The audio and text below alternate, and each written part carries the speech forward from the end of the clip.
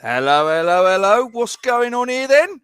Oi, oi! It's been a while since you and I were on a live stream together, it seems. It feels like it's forever and a day. I mean, it ain't been that long, but it's been long enough, isn't it? You know what I mean? I did say a live stream. There's a Yeah, couple. but There's, I know, but it's been a while, and like I'll be honest, I've missed this down the side of the screen with all these beautiful people that have decided to join us on a Saturday morning. Like what? mad things. Mad tings, Robert. Absolutely. Tings. Let's. Before we go, Yep. I made a bit of a mistake yesterday. Nothing new. Now, there's a short shit in the chat. All right, there is a little shit bag in the chat. I might have sent her a couple of pictures yesterday. Okay. Oh no, you didn't. I've warned you about this. I was round the in-laws yesterday afternoon. After picking the kids up from school. Or Logan up from school before we went to Zippo's, and we were in the garage because Joe's dad was dicking around with the car, and I found something, Rob, in the garage that not a used condom or anything. Look, she even knows. Look at the last chat, right? Look, because I'm getting in here. I'm going to look at that in a minute. I want to see I'm getting in here before she outs me, right? In the chat. Okay. In this, like, I'm getting in there because I know what she's like. The pictures will end up in the massive chat, right? It's game over after that. I found my rubbery shoes, Rob. I found my rubbery shoes. I think a used condom would have been less embarrassing. And I took a picture of them, sent them to her, and then I put them on, Rob, and sent the picture of my feet to her. I was wearing socks, Rob. All on yourself. I was wearing socks as well, Rob. You bring this all on yourself. You know that, don't you? Listen, I don't give two monkeys because I'm owning it now. Bollocks to it, right? I don't care. I'm owning it. Yes, I own a pair of Crocs. I like this. It's nice to see your Fortune Mayan top, sir. I have mine on as well. I'm owning it, and I'll tell you what I'm going to do. Yeah. You're going to send these photographs far and wide. Mate, I'm beyond that. I don't care. It's all fun and games, isn't it? Like, all right. I'll tell you what.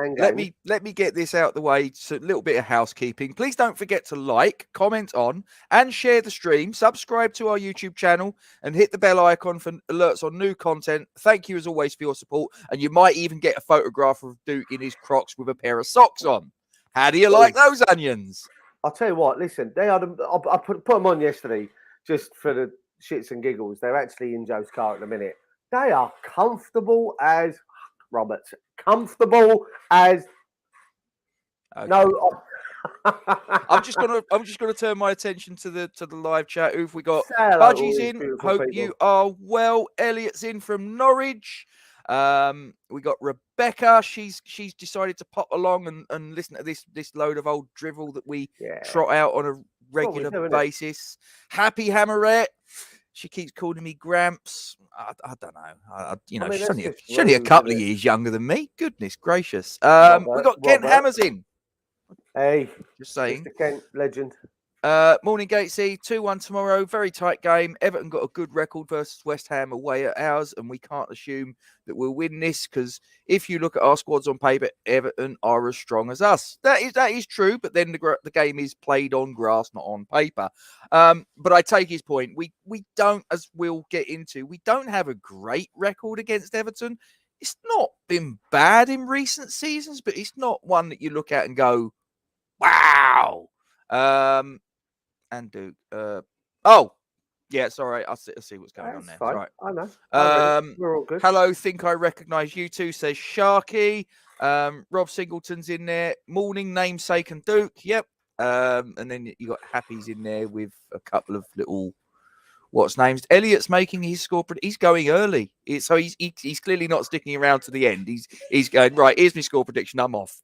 1-0 West Ham. That'll do me, Elliot. This is it's Rob, now we're getting somewhere. Rob. Yes.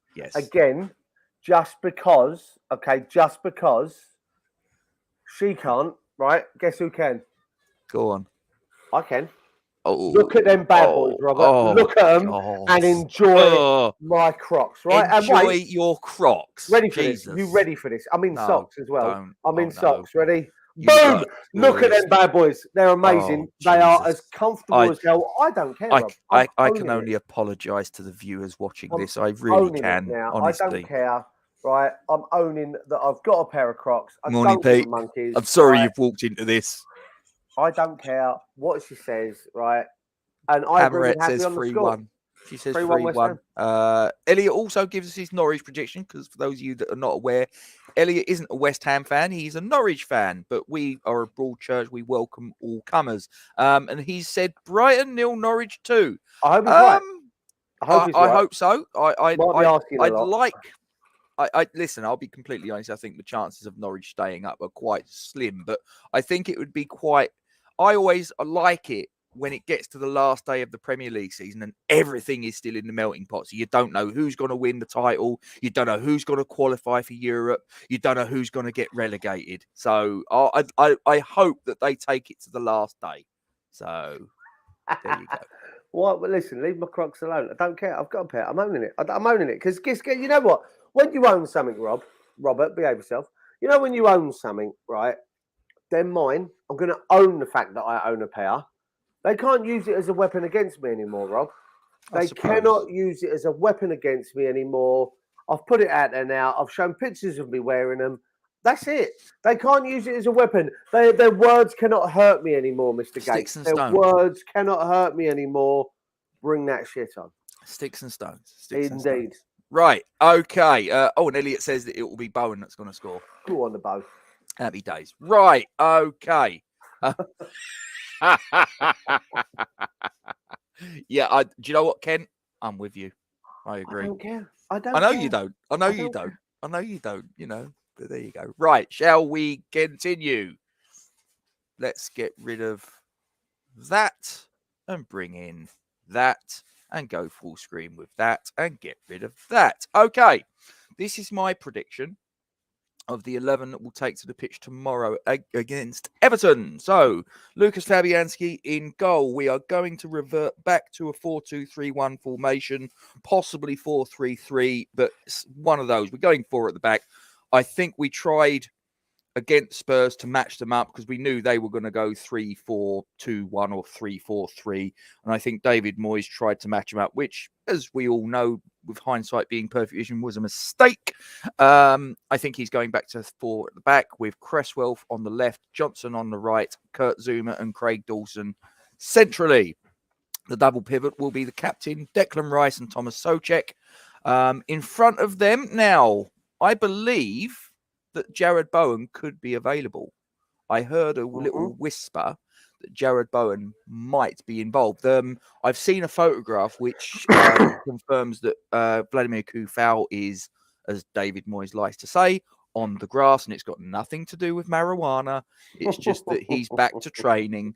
And I'm led to believe that Jared Bowen is the same. I think that Jared Bowen comes back because I think that his cut and thrust in attack has been sorely missed. We've coped, but I think he would have been the cherry on the icing on the cake in some matches. So I think he comes back in on the right. I think Said Benrahma, personally, I think he was the best player we had in the claret and blue shirt against Spurs in our last outing by an absolute country mile. Scored the goal, 100% pass accuracy, and had a go. That's all you can ask of him. So I think he's done enough to keep the shirt. I think he's deployed on the left. Manuel Lanzini on. Let me just get rid of that. Manuel Lanzini is the number 10. And then Michael Antonio up top as the striker. Duke, get your teeth into that. What do you think? I agree with 10 from the 11. You're going to tell me that Said Benrahma should not play? Wrong. That shut you up, didn't it, Brick? I think the man on the other side will not start. I think he might get 10 minutes, 15 minutes towards the end. I'd save him, Rob, for Thursday. I wouldn't run that risk of. I know he's missed a few weeks and everything else, and he's Darren. Go on, Darren. Yes. He's sticking up for you. I know he is. He's Darren. telling me he's got a pair as well, but he doesn't wear socks. Darren, I'd just like to quickly cover that. I only Nothing wore dodgy socks. about a West Ham tat. Come on. No, he says it's a dodgy West Ham tat. He didn't say What is it's it, Millwall one then? No, it's a dodgy West Ham one. I'm guessing it's a poorly done, Darren. Am I going to guess? Am I right?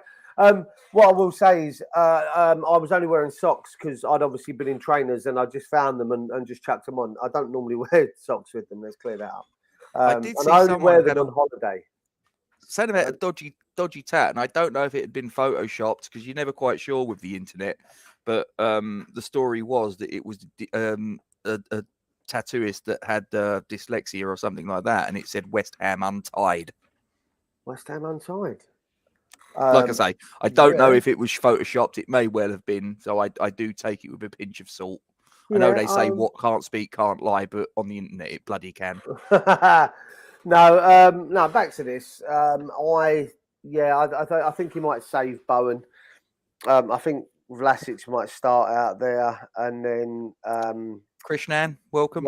What Kent says there about Lanzini's banned for Thursday, so he'll probably start. And I mean, I'm not saying that Ben Rama shouldn't play, but Krishnan's just put it there in the chat, actually, all the way down the bottom. Fornals may well start. Cheers, Ken. Instead of Ben Rama, but I think Ben Rama. If Bowen doesn't start, then probably Ben Rama will definitely start. Vlasic may well start the other side. I know Sharky's just said there about Lanzini. I think he'll play. I think he's rocked up to training. About half hour after his life nearly fucking ended in what was described. And I've not seen pictures. I'm only going by people's comments on social media and stuff on the interviews that newspapers took. It was bad. It was bad. It rolled. It apparently flipped, didn't it? Rolled. It rolled onto its roof. It landed on its side. Stopped on its side. We both are. West Ham Irons 21. We are. For a change. Duke has got time off for good behaviour. I have. He's going to be joining me. So yeah, won't be sitting with me, but he'll be a couple of rows in front and to my right. So. Oh, am I really? I didn't know that. Yeah. Steve doesn't sit. For those of you that don't know, Steve 50 is a good friend of the channel. He's currently away. He's very kindly given his 2 tickets. He's giving you the James's one as well. Trying to convince Grace to come with me. Yeah, why not? We'll get her a glass of fizzy pot. Although she's old enough, she can get something a bit stronger now, can't she? She's still only 17, but yeah, I'm trying to convince her to come along, but she's not a footballing one. So hopefully I'll convince her. If not, I'll go on my own. It's not like I don't know anyone there. There's going to be plenty of you guys that are going to be rocking up to the London Stadium on tomorrow. So yeah, but no, I mean, again, Fornals might start instead of Benny, Vlasic instead of Bowen. Lanzini will start. I mean, like I say, do you agree with the formation? Do you think that we're going to switch back to a back four? It's the only formation that we're bloody good at, Rob. I'm sorry, but we can't play any other way. I don't care what anyone says. We can't play any other way. It's bloody ridiculous. We've tried it before, and you might have an offer. No, she's a little bit older. What was I saying? You thrown me. I don't like the other formations. For whatever reason, we don't seem like we can play in those formations. It just doesn't seem to work for us, and it frustrates the living daylights out of me that we insist on trying to play, that way, and it's just dirge. 3-5-2, 5-3-2. It just doesn't work for us for the most part, especially when we're coming up against sides that everyone else is fucking rolled over. So just on this, Duke, if I may just interject. Yes. Because I did put it out there yesterday. It was a little bit of a rushed thing, and it was like lastminute.com. So, I mean, if in an ideal situation, I'd have liked to have given it a little bit more time and a little bit more oomph. But it is what it is. I came into possession of 2 tickets for that game, which takes place at the Chigwell Construction Stadium, to give it its official title. In old money, it's Victoria Road, Dagenham and Redbridge. I had 2 tickets, did a very quick impromptu stream yesterday after we spoke. And I sort of obviously first thing I said was, did you want it? And you obviously reminded me about da-da-da-da-da. And I was like, okay, fine. So I've put it out there. The winner was Nick Marsh, who occasionally pops up on West Ham Fan TV, Marshy. Yeah. But he's not too sure if he can go himself. So I've said, look, you've won it. Have the tickets with pleasure.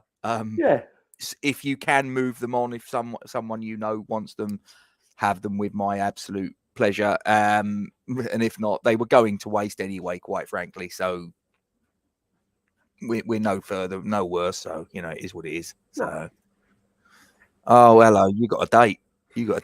Hey, Haps, if you want to meet up for a beer, my lovely, I am more than willing to have 6 or 7 with you. Yeah. Kent's making a point here. Dawson can't play in a 3. Diop looks better in a 3, but he doesn't want Arthur to play another game for us this season. Liability. Mate, honestly, because I was at the game at Spurs. It was my first away game in 8 years, I think. I was quite fortuitous in coming across a ticket the night before. My good fortune was a result of Charlie Woodgate's misfortune. He wasn't very well, so he put a message out saying if anyone can come to Green Hive and collect the ticket, come and get it. And of course, you know where I live. I'm literally like a 5-minute drive. In fact, not even that. So I zoomed around there, got the ticket, and went to the game. It was a good experience. I saw the stadium. It's a lovely stadium, I've got to say. Just the giant cock on the roof's a bit off-putting. What about the 11 that were running around the pitch? What, ours or theirs? Theirs. Not keen on them, but they've got some good players. We weren't great, but yeah, they're still. Cheers, Budge. Cheers, Budgie. But yeah, no, Arthur Masuaku, as soon as I saw he was playing, I was just like, oh dear.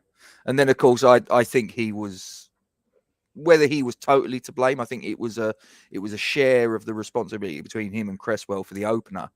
But I would say that the bulk of the responsibility I probably put on Masuaku for that goal. He just didn't play well the whole game, or the whole time he was on the pitch anyway. He's not played well the whole time he's been at West Ham, Robert, but that's not... Well, he scores a wonder goal every 4 or 5 years. Yeah, okay. Which wasn't really intended to... And I agree with that, Sharky. I think the reason that we went 3 at the back was simply because Moyes was trying to match up what he knew Antonio Conte was going to kick out. He sort of like tried to match him up, and I'm just like, stop worrying about what other teams do. Just go out there, put out your best team in your best situation, and if they beat us, they beat us, and if we manage to sort of like exert our dominance on them and get the result, I mean, I'd have been happy going there and getting a draw. Yep. I think if we could come away from a season where we've taken 4 points off of them in the season, that's not bad. That's very good. I'll take that. If you can take 4 points off your opponents season on season, then you're doing something right. So Ben Rama was West Ham's best player. Absolutely. As I said earlier, Sharky, no doubt about it. As I say, he got a 100% pass accuracy, which for a player in his position is a rarity. He got the goal. He was bright. He was incisive. And Duke probably still doesn't like him.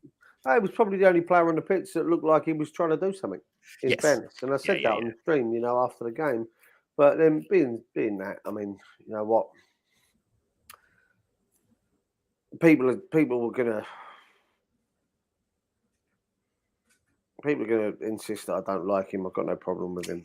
I'm doing it purely to be mischievous. Oh, I know you are. I'm not worried about you. I can deal with you. It's just that people think I don't like him. People like to report news back to other people. Pretty sure I'm not saying they're in here now, but there's always been a couple of people that come on this chat just to report back to other people things that I will slag off Ben Rama about. And I don't know if it's slagging off. It's maybe having a negative opinion. Listen, I'm allowed to have criticism. Exactly. It's what I'm here for. And people can criticise me all they want. I don't care. Yeah.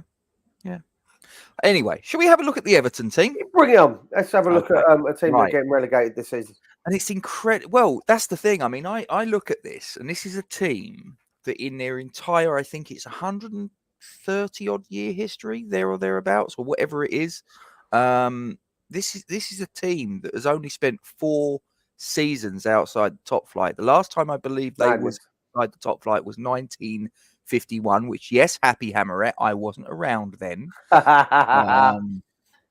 But this is a team, all right, they're not the superpower that they were in the sort of like the early mid-80s. I remember that team winning FA Cups, winning league titles, winning trophies in Europe, having absolutely brilliant footballers in their team. This is a million miles away from that. I mean, I don't mean to be funny. All right, you've got England's number one in goal. Whether he should be England's number one is a matter of opinion, but what is a matter of fact is he is England's number one.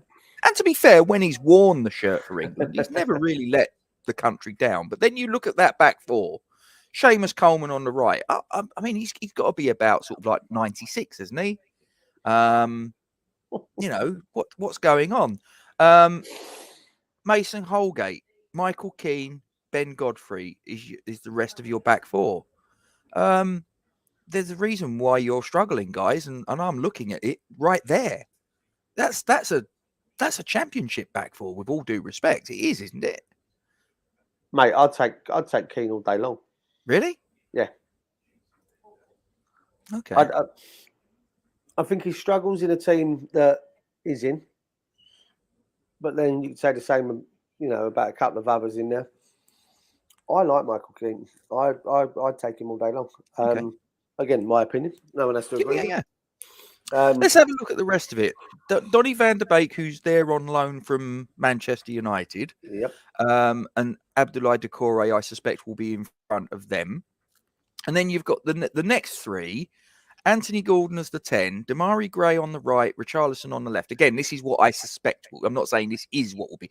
This is just a little bit of fun. But I suspect that's what it will go with. I mean, it could be that those players are sort of like moved around. You could have Gordon on the right and Gray central or whatever, or Richarlison on the right and Gray on the left or whatever. But I suspect that those three will be in that front three division of the midfield section, with Dominic Calvert Lewin as the number 9, he's obviously been linked with us. But this season, I think he's looked, whether it's injuries or whatever, he's looked bang average. Yeah, but you know what? Every player goes through that. Every player goes through that.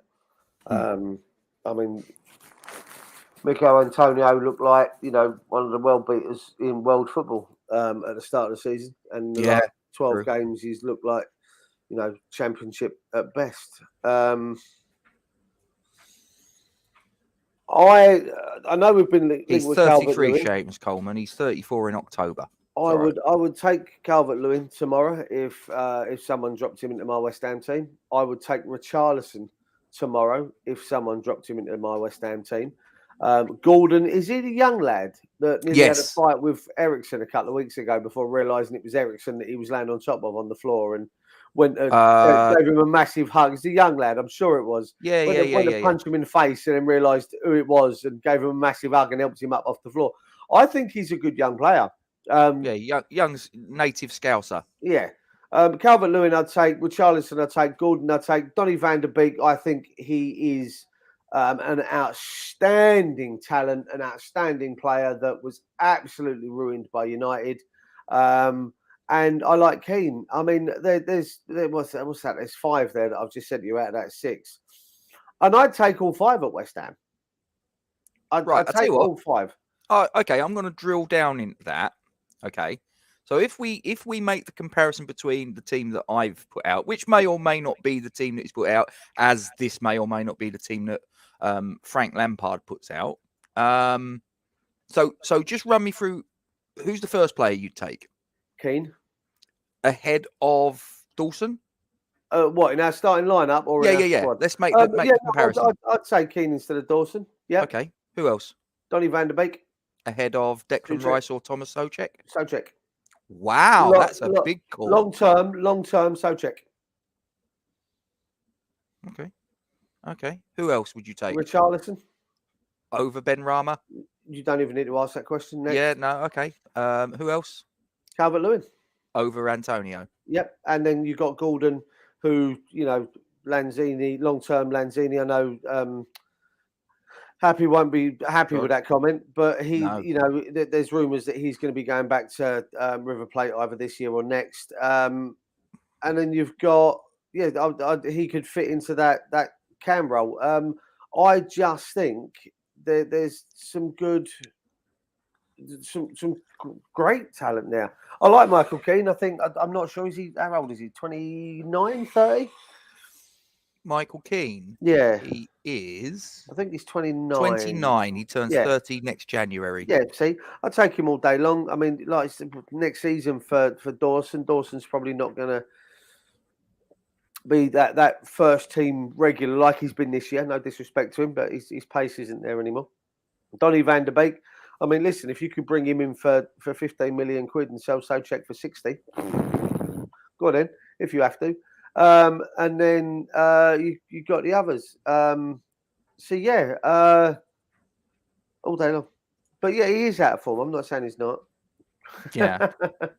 You're believing form is temporary, class is permanent. Yeah, you know what? Listen, you haven't got to be consistently like 10 out of 10. But he has got the talent. I just don't think he's being utilised. I don't think any of them are being utilised correctly, to be honest with you. I don't think Lampard. I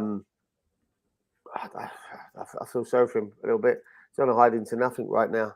I agree with that, because Godfrey is more versatile than Keane, because he can play centre back and full back. Yep. So, and he's younger. So I think that's a fair statement. I think Godfrey, I look at and go, okay, yeah, maybe, but other than that, I'm like, no thanks. No thanks.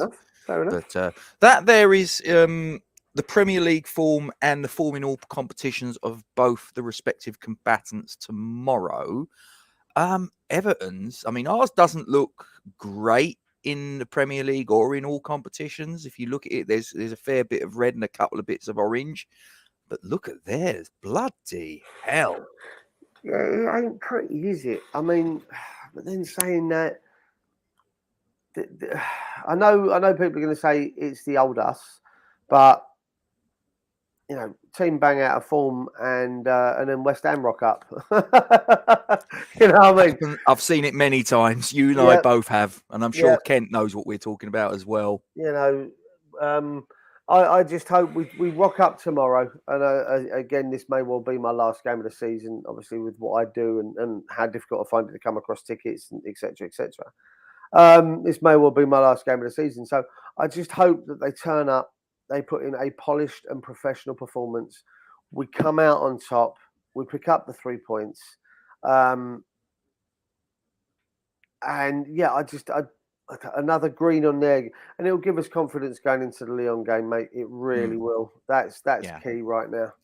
And again, if we make the comparison of our last 10 fixtures in all competitions between the two contestants in the game tomorrow, again, what's that? At 10 matches, we've won 4 of them, but we have lost 5 with 1 draw. So it's pretty even between us. It's not, all right, we've lost more than we've won, but only by 1.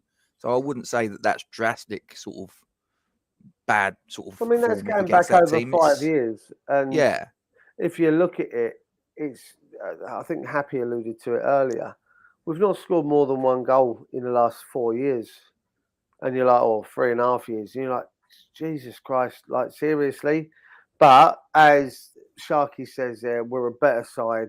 Everton really haven't been playing well. They're playing a rudderless ship, aren't they? They seem. Yeah. Although they did win their last Premier League game against Newcastle when Frank Lampard broke his hand celebrating. Yeah, but also that goal came in the 172nd minute of injury time. after some daffy Yes, prat down- decided to stick himself to Cable tie himself, yeah. to a post like they did at the Spurs game, which I think someone mentioned that's what that's probably stopped Reguilon getting sent off, because the referee was more concentrating on some dick with a fucking cable tie around his neck than he was watching a player slapping some other player in the face. Listen, But then they're surely not. that's where VAR comes in, isn't it? You'd like to think so, wouldn't you? But I believe it was broken that day, as it Does seem always that is way. when it comes to us. I'll be honest with you. I don't see Everton picking up too much more over the course of this season. I don't think Lampard knows how to get the best out of them right now. They were Sharky. Yeah, God knows why. I don't know what it's got to do with football. Maybe, it's not like they get on TV, because they don't show them on TV, do they? It's the same as when you end up with a streaker. Gone are the days when they zoom in and show the streaker. It's bad days these ones. You never look at a streaker and go, oh, they're a sort of like a real figure of a female or male running across the pitch. You usually sort of look and go, oh, bloody hell. Yeah, no, but then there are some that, gone are the days when there are some that were, attractive. You know what I mean? Not saying if you've been a streaker and you're on the chat now that you're an ugly bastard. All I'm saying is there used to be fit ones. Yeah. There used to be. And saying about oil protesters, Sharky, yeah, they probably are. But they all look like they need a bloody good wash, don't they? Yeah. Just saying. They look like they've been living underground for the last 6 months. Do you remember Swampy? Yeah, that's exactly what I was about to say. Something wrong with them. Older people might remember him. That's our record against Everton in all competitions, going right the way back to our first meeting. Yeah, Pamela Anderson, they are not. Mind you, I'm not too sure there's much of the original Pamela Anderson left, is there? Most of it's all been replaced by bits of plastic. Just saying. Doesn't look great, does it? No, but again, when you consider and Kent mentioned it earlier, the house that Howard built. Yeah, that was a cracking team. The house that the Moyes Everton side. Mm. When he had Lukaku and a couple of others up there, they were bastards to beat. They were bastards to beat. Let's not mess around. And they can. No, she wasn't. Oh, I'm trying to remember that one. Didn't see that one. I'm not gonna lie. Hello, I'm going to have to look after this. But yeah, I mean, Everton have been a side for donkeys. And I just think we need to, like I say, turn up tomorrow, put in a professional performance, polished, get the job done. Happy mentioned earlier 2-0 at half time. I'd be loving that. Loving it. If we loving it. Half time, 2-0 up, yeah. So talk to me. Single me out one player from the Everton lineup that you're really looking at and going, oh, Christ, we need to keep him quiet, and give me your reasoning why. There's only one. I got a funny thing. I know who you're going to say. I think he's a fantastic talent. Again, I think he's another Benrahma-esque in the sense that he's in and out of games. Certainly when he's up for it. Again, much like Benrahma, when he's up for it. Rob, where am I sitting tomorrow? Well, I'm in block 203, so I think you're block 204. There you go, Happy. I hope that helps. My tickets are on my phone.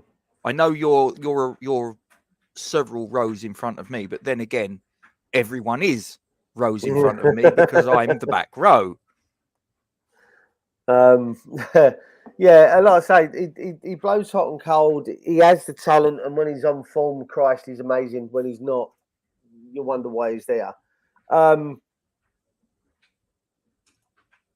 Richarlison, mate. I think he's on his day. Christ Almighty, he can have anyone on strings at the end of the day. I think he's outstanding, but again, he's very much. He's very much that hot and cold player, that lack of consistency, especially this season for Everton, that lack of consistency. But yeah, if he turns up tomorrow, oh sorry Ken, I didn't realise that Martinez was Lukaku. My apologies. Yeah, if he turns up tomorrow, we could be in trouble. I'm. Do you know what? I'm going to sort of like say that I think you're right. I think that Richarlison's the obvious one to say when asked that question, but Troger just mentioned him there. Anthony Gordon. I think he's a guy that goes very much under the radar because he's not a glamour name. He's not a Richarlison. He's not an Abdoulaye Doucouré. He's not a Donny van der Beek.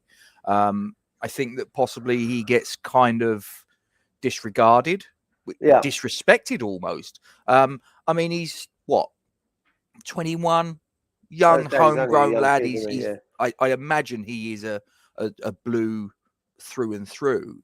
You know, it seems to me that a lot of the time when players come through like that and they're surrounded by these glittering stars, they almost get overshadowed and kind of forgotten about. And I think he's a decent player. I really do. I think he's a player that maybe we might need to keep an eye on. And if we don't, then he could give us, he could make us look and go, oh yeah, that's why maybe we needed to keep an eye on him. But yeah, I think Anthony Gordon's someone we need to keep an eye out for. But Richarlison, yeah, that's a decent shout. Absolutely no doubt about it. I mean, Troj says that Richarlison seems like he's gone. Possibly. You know, the situation that they're in is probably not a situation that he expected them to be in. Is probably not a situation that he, you know, I'm not trying to be funny, but Brazilian player probably wants to play for a team that's sort of fighting for European spots, this, that, and the other. And instead he's finding a team that is looking down the barrel of the gun. They go down, would you take them both? Gordon and Richarlison? Yeah. I think Gordon I'd be interested in because he's a young player and he's got so much potential to improve. Richarlison, to be honest with you, I know what you're saying, that he's an upgrade on Ben Rama, but I don't think he's a significant upgrade on Ben Rama. So it's like, well, what would be the point?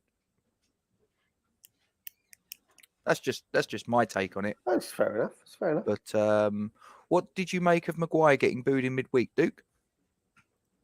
I didn't see it. I only read and heard all the trappings off that came from it.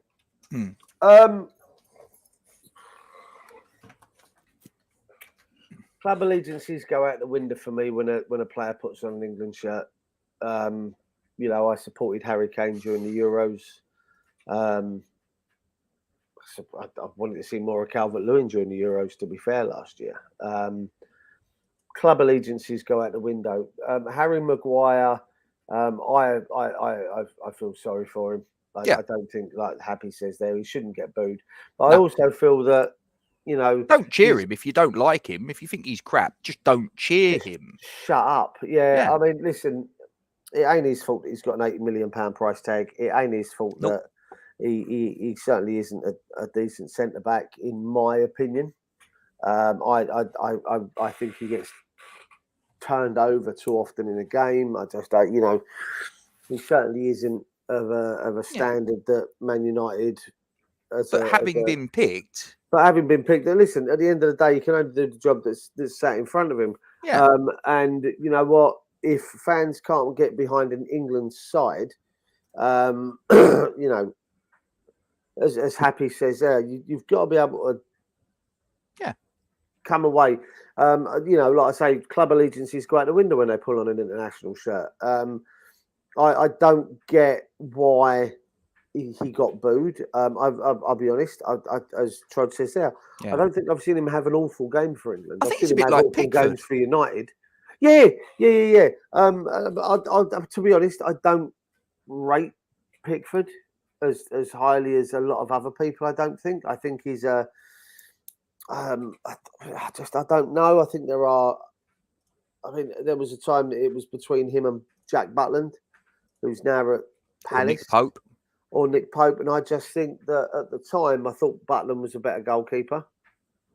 how things change. And he's on the bench at Palace, and he. Yeah, I know. Sort of like there was a spell where Vieira was alternating between Guaita and Butland for a spell.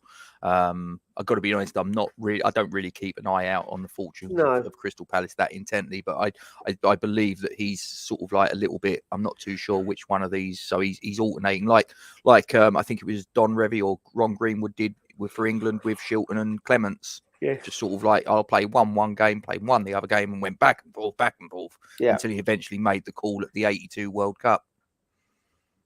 Yeah. No, I listen. I don't rate Pickford. I'm not going to sit there and call him when he puts on an England shirt. If he plays badly, then I'm going to say he's played badly. But I'd never sit there and boo a player. Now listen. Yeah, who was that against? That was against some lower league, lower minnow side, wasn't it? Was it San Marino or someone like that? He scored against, and he cupped his ear and all the rest of that shit, wasn't it? Or something is what he did, and it was embarrassing. But but to be fair, if you don't boo him, like behave. Yeah, but I mean, he cupping the ear. I mean, it's, there's a part of me that kind of understands it, because if you're getting clogged from the crowd and you score a goal or whatever, against San Marino when you're 8-0 up, like fucking wind that in. I mean, I think he was the only one that ended up celebrating think. like it, didn't he? Yeah, but he probably didn't think, did he? But then footballers don't think, mate. Do they? Let's be honest. Most footballers don't think. That's that's just the way it is, isn't it? That's just them. Fair enough. Yeah, I mean, I don't agree with booing a player who is representing a team that you're purporting to be a supporter of. Yeah. And whether that's West Ham or England, I'll give you one example from my own experience.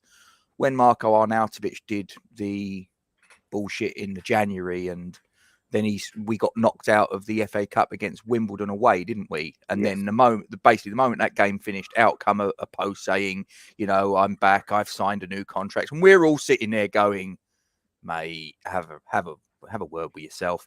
And I turned around to my kids, because I think one of them asked me, are you going to boo him? And I turned around and said, I never boo a West Ham player. I might sort of like shout things in frustration, but to actively boo is not something I will ever do. However, with Marko Arnautovic, from that day forth to the day that he left, I didn't cheer him. I would cheer a goal that he scored because it's my team that has scored the goal. Although it's Arnautovic that is the one that's put the ball in the back of the net. My team, it's West Ham that have blocked the goal, sort of thing. So I would cheer that, but I would never cheer when his name was announced on the lineup. So I would never cheer if he came on as a substitute. I'd applaud the guy that was coming off and allowing him to come on, or vice versa, sort of thing. But as soon as it was him, I would just sit there in total stony silence. I'm not going to cheer him. I'm not going to boo him. So I'm going to keep totally stony silence. Yeah. And I think that's the way to do it. I don't think booing is the right thing to do. Kent's making the point here. I think Tyrone Mings only gets in the England team because he's got a left peg, but I'll still back him. I think centre-back, we're short of quality. That's why we're playing with defensive mids to cover centre-back. Yeah, completely agree with that. I mean, is Tyrone Mings England quality? I think if he is, then it's probably an indicator that there's a dearth of talent at centre-back for England. There's a few in there, mate, that probably shouldn't be anywhere near the first team, to be fair, in the English team, to be honest with you. But again, like you say, there's a dearth of talent. We're missing quite a lot of very good players there. There's a few in there that shouldn't be anywhere near the England side. Yeah, and Happy, I agree. Fair. Talk to me. Obviously, we've kind of brushed over it. We've not really sort of gone into it really, but obviously this is the return of certain Frank Lampard to obviously not where he plied his trade in Claret and Blue, because we didn't play at London Stadium, but to the club that he began his professional career. Obviously, he went on and really cemented himself as a Premier League legend in the colours of Chelsea. Do you think he's going to get a little bit of a hostile reception tomorrow, Duke? Or do you think it's time we let it go? I mean, listen, we did a couple of videos over the last year where a certain Mr. Ince's name has been mentioned, and people haven't forgotten that. People still haven't forgiven that. People boo Paul Ince, who weren't even born, which I find quite odd. Yeah, because they ain't got a clue what they're doing. But that being said, now listen, Ince never held us to ransom. Ince never said, "I'm never playing for this club again." Rada. Do you know what? Have you heard the story about what actually happened from Yeah. Ambrose Mendy? It was Not about the shirt. Oh so no. Much. No. Well, there was a stream that I saw, and I can't remember where it was, but Ambrose Mendy, who was and may still be, for all I know, Paul Ince's agent, but he was certainly Paul Ince's agent, and he tells the story about how originally Paul Ince didn't want an agent. Paul Ince was like, "No, I'm fine, I'm good," blah blah blah. But winding the story on, just to sort of like keep it short and sweet, Ambrose Mendy reckons that had West Ham not sacked John Lyall, Paul Ince would have stayed. Yeah. Because I don't know if people realise this, and he said the same thing. Basically, John Lyall essentially brought Paul Ince up. He was Paul Ince's father figure. Yeah. And I from what Ambrose Mendy said, he would have stayed if John Lyall had stayed on. That's his version of events. Whether you believe it, don't know, but I'm just putting it out there. Yeah, I mean, the thing is, like I say, he never held the club to ransom, was it? Whereas I felt, well, he did. He turned around and said that he didn't want to play for the club again if we didn't reinstate his uncle and his dad into the club, or because we sacked one, didn't we? And the other one walked, or we offered. I don't know. Did he? Yeah. That was the story I've heard. Is that he turned around and went, "I'm not playing for the club again unless you put my dad and my uncle back in charge." That was the story. How old was he? 20? This was he was a young kid, and we went, oh, much like Defoe with the with a transfer request 24 hours after the relegated goal, or even on the bus on the way back home. I thought he was in changing rooms. Hey John. He's going to get stick. Listen, there's no two ways about it. He's going to get a load of trap tomorrow. I'll boo him. I'll boo his name. It's more like a pantomime villain now, isn't he? Listen, I mean, he had a fantastic career. I hate it, but he had a fantastic career at Chelsea. Listen, he won everything. He would never have become the player that he was if he hadn't have gone to Chelsea. He wouldn't have become that player for West Ham. He wouldn't have become that goal-scoring legend that he became at Chelsea if he'd stayed at West Ham. I have no doubt that we wouldn't have created the legend that Chelsea created. Now, great shout, Pete. Great shout. He'll get booed. I booed Ince when he came back. I was at the Blackburn game when he came back with Blackburn. I booed. Oh, when he was the manager? The manager. Yeah. I was in the Trevor Brooking stand for that one. Trevor Brooking lower. But you know what? Part of me's past it now. I've accepted the fact. You know what?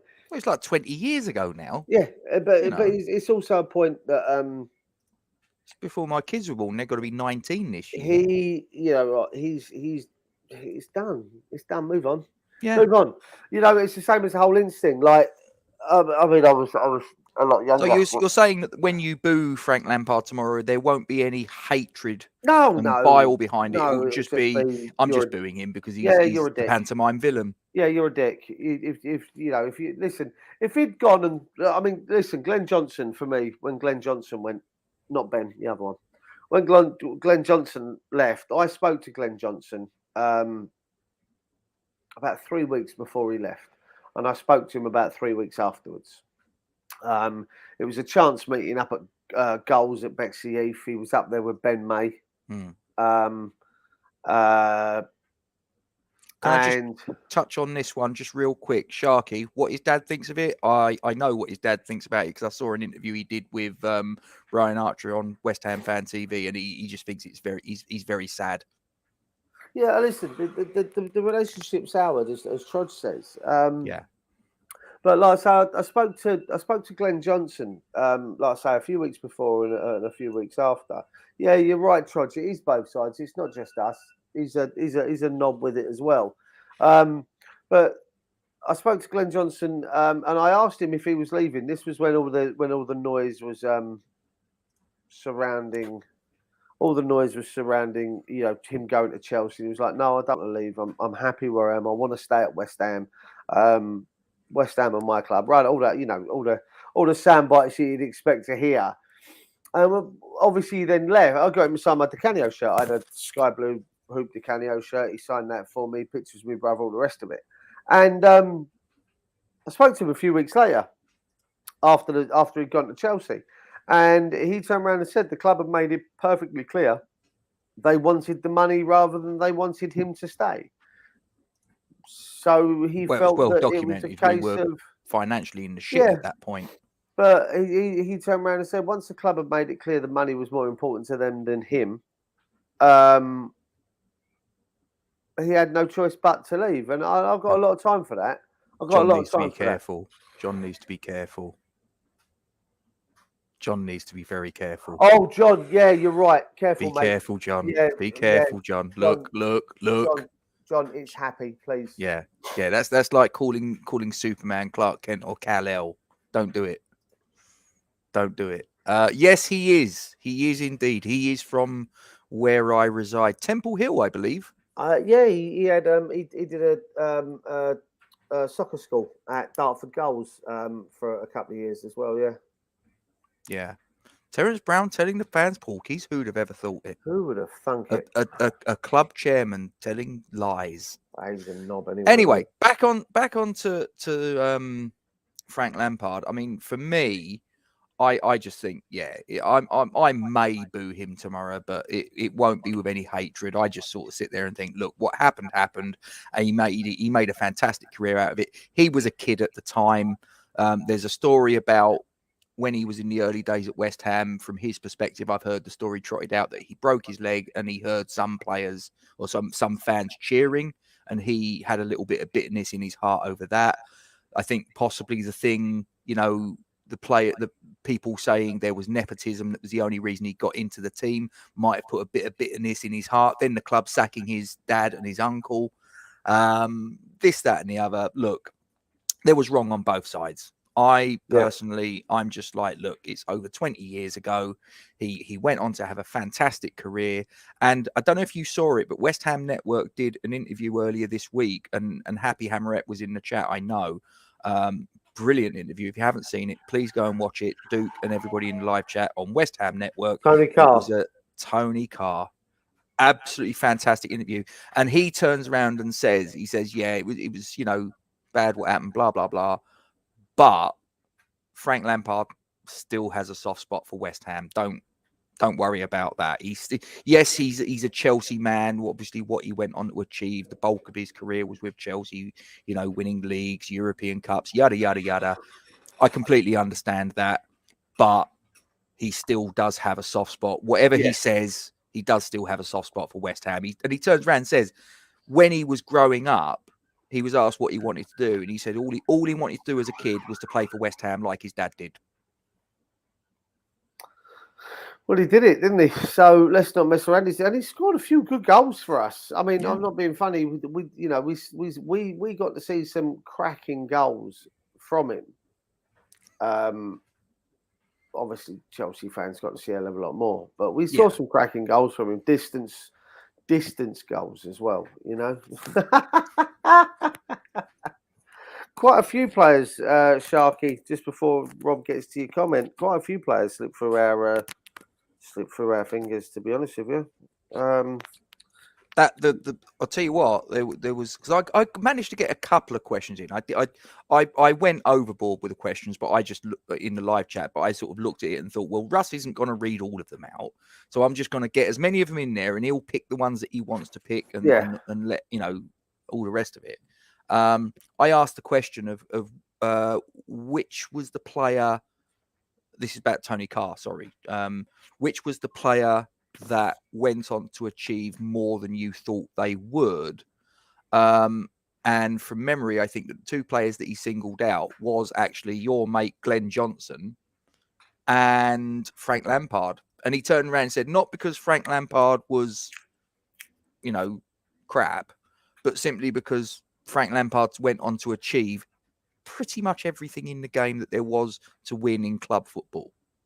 And I don't think he expected Frank Lampard to hit those heights. He might have thought he was going to do whatever, but I'll say it was a really, really good interview. And I'm going to disappear off after this to the Bowling bookstore because at 2 p.m. he's going to be there doing a book signing. Getting your signing, isn't you? Yeah. Got to be done.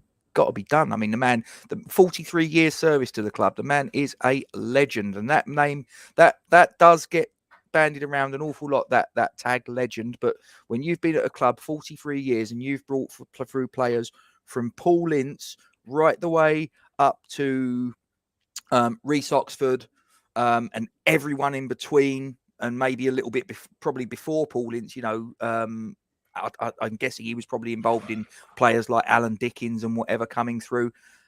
He made and saved us an awful lot of money. Steve Potts. Possibly the greatest or the most underrated midfielder in English Michael Carrick League history. Michael Carrick. I'm telling you now, I have such a soft spot for that man.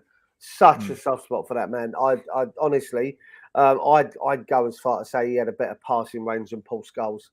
And listen, Paul Scholes is one of the most complete midfielders I think that's probably played in English football, or most complete English midfielders, shall we say? I think Carrick is there alongside him, in my opinion. I just think he's so underrated. I think he came through when you had the likes of Gerrard and Lampard sitting in that England midfield. That I feel that he probably should have had a hell of a lot more England caps. He probably should have. I say probably should have won more. I mean, he won a lot at United, didn't he? Won, FA Cups, League Cups, Champions League. I think they won with him at the club as well. It's just an amazing player. And I think when you look that youth side, that FA Youth Cup team that beat Coventry, was it 9-0 in aggregate, 6-0 in the second leg that I was at. Yeah, I had that on video for VHS for years because it was there was you'll know this. I've spoken about it before, mate. The Carrick volley, edge of the box, set up by Joe Cole, hit the crossbar, bounced once, and was over the halfway line. Technique was just absolutely perfect, and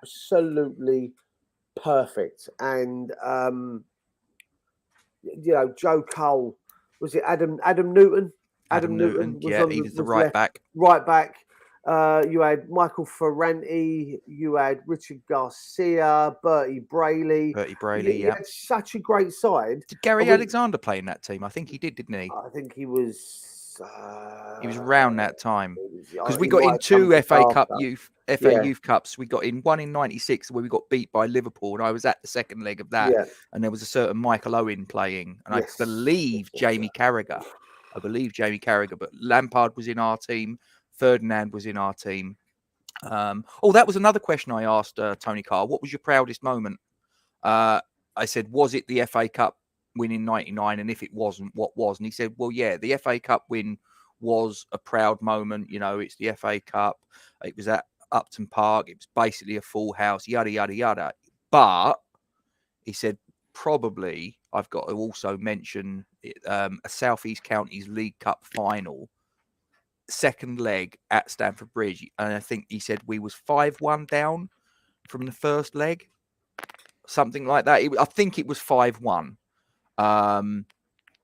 And then they played the second leg at Stamford Bridge, and they went 1-0 down on the Knights, and then it was 6-1, I think. And he was thinking, this is going to be a long night. But Rio Ferdinand was playing in central mid. And I remember this story because when he said it, I went, oh, hang on. I've heard this story before in a book by Harry Redknapp, where he tells the story through the eyes of Harry Redknapp's own father, because he was at the game, and he apparently phoned his dad and said what happened, and his dad relayed the story. But getting back to Tony Carr's version of events, he said we were 6-1 down on aggregate, and then it was 6-2, 6-3, half time. Then Tony Carr gives this sort of like half-time team talk and sort of says, listen, get an early goal, 6-4, we're still in this, blah, blah, blah. 6-4, 6-5, 6-6. Then it went to penalties, and Frank Lampard apparently scored the winning penalty at the shed end. How ironic. How ironic. In answer to this question, Sharky, real quick, I've had a look. Scott Canham went from West Ham on loan. He had 2 loan spells whilst at West Ham at Torquay United and Brentford. He then went permanently to Brentford, Leyton Orient, Chesham United, Leyton Orient, Woking on loan, Woking permanently, Farnborough Town, Grays Athletic and Thurrock before retiring in 2007. And as of July 2012, Scott Canham was running his own car repair business. So that's what happened to Scott Canham. Fair play. And yes, that is also true. And I dare say you'll endorse that. Definitely. Outstanding player. Don't know about injured 50% of the time. No, I wouldn't say that. No, not at all. Talk to me, Duke. Score prediction. 3-1. Not even messing around, not even hesitating. Bang. I mean, 3-1. I think you're going to see Antonio break his duck tomorrow. Okay. He's been looking good. He's been looking solid. He's been looking certainly a lot better over the last 2 or 3 games, and I really do think he's gonna break that duck tomorrow. Okay, guys in the live chat, you get your score predictions in as well. We'd like to hear them. Do you know what? I've got a funny feeling tomorrow's going to be a little bit more difficult than maybe some people might think. Despite the fact I've turned around and said when I put my team up that I suspect that Frank Lampard's going to put out for Everton, and I've said that's a championship back 4. I've just got a funny feeling tomorrow's going to be one of those games that's quite frustrating, quite difficult to watch at times. I do think we're going to get over the line. I do think we're going to get the 3 points, but I think we're possibly going to have to prepare ourselves because I think Frank Lampard's had 2 weeks to work with his team, and I've just got a funny feeling that he might have done a few little bits and pieces in training that might make them a bit more of a difficult proposition had we played the game straight after the Tottenham game where we obviously got beat 3-1 at Tottenham Hotspur Stadium. I just think that this game, I think we're going to win it 2-1, but I think it's going to be a slog. I think it's going to be a little bit of a battle of attrition. I don't think it's going to be pretty. I don't think we're going to come back on Monday when we do the match review and go, Christ, what a game. Fantastic. Yeah. Glad we were there. I think you're probably going to come away from there. You're going to be moaning and groaning about certain things. I'm going to be moaning and groaning about certain things. Yeah, but listen, we wouldn't be West Ham fans. Give us something to talk about. Yeah, we would be West Ham fans if we didn't moan and bitch and whinge. It's just part and parcel, isn't it? No, yeah. I think Elliot's gone 2-1 as well. I'm confident. I think Peter's right there. Yeah, Peter's right. He ain't wrong there, is he? I mean, let's be honest. It's Yeah. Okay, but anyway, I think we've been going for an hour and 6 thereabouts. I think we've done quite well to squeeze as much of that out of it. Is there anything else you want to mention before we wrap it up? Nope, I am. I'm good. As I say, I'm working all day today. I'm not sure what football's on and when. I know the ladies are on at 11:30. I'm not sure if it's on telly or not. Just on this, Pete. Today, it's at the Bowling Bookstore on Barking Road. 2:00. I will be there. And I believe he's also got a signing. There's a bookshop. I don't know if it's Waterstones or whatever. You might have to Google it. or go. I tell you what, if you go onto West Ham Network's Twitter feed, you might find it, because obviously Tony Carr was on there the other night with them. But he's doing a book signing in the Westfield Centre before the game tomorrow. I think it's 12 o'clock noon. But I'm looking to go to the one this afternoon, get a couple of books signed, get a photograph taken with him, have a chat with him, hopefully, and just sort of like be up close and personal too. And I make no apologies for saying it. He is a West Ham legend. Legend, yes, without a doubt. And I mean that quite sincerely. Without a doubt. 43 years service. There you go. Tony Carr, Newham Bookshop, 2 p.m, just round the corner from Upton Park. Yep, that's right. Cheers, Rob. And as I say, he's also got one tomorrow if you can't make it. That's the one before the bank, isn't it? As you come, if you're there's a Barclays Bank. The Barclays Bank. If you're coming out from Green Street, you've got the bowling on your left, turn right, where you've got like the bed store, haven't you? Yeah, it's about 100 yards down the road, isn't it, before the bank? Yeah, I don't think it's even 100 yards, probably about 5 of your paces. Yeah, about 100 yards in. There you go. Right. Okay. Guys, as always, please don't forget to like, comment on, share the stream onto your social media platforms. Why not? Go on.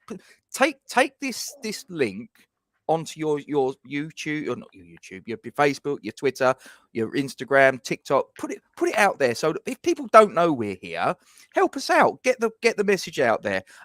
If you haven't already, make sure you subscribe to our channel, and make sure you hit that bell icon, and you'll be notified of when us two pair of middle-aged old farts are going to sit here and ramble on for about an hour or so about all things claret and blue. And as always, we thank you very much indeed for your support. Oh no, I didn't want to press that button. Duke, talk to me. What are we, old chap? I just want to put this one back out there. Jesus. Why? For Happy, just so she can have a bit of a giggle before we leave. Look at them bad boys. We are absolutely maffis, as my son says. We are maffis. Yeah. Not with them feet, you ain't. Come on, you irons.